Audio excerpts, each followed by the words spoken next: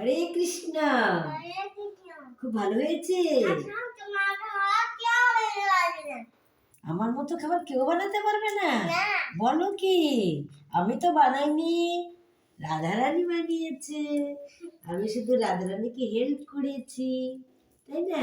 রাধারানী তো সুস্বাদু খাবার তৈরি করতে পারে। আমার কি ক্ষমতা আছে সোনা? তাই না?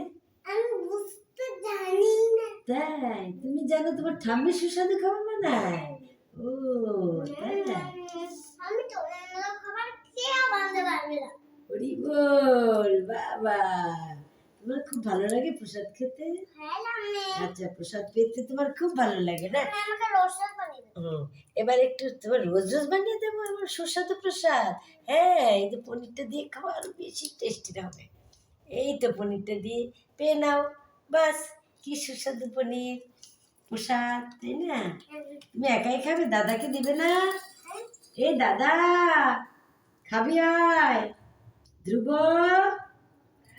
এসো এসো এসো এসো, তাড়াতাড়ি বোন একা খেয়ে নিল, তুমি চলে আসো, বসো বসো বসো। দেখো, বোন এখন বলছি এত সুন্দর প্রসাদ নাকি আমার ঠাম্মির মতো কেউ বানাতে পারবে না। হ্যাঁ সত্যি? আমি তো অন্য খাবার কেউ বানাতে পারবে না। ওরে বাবা।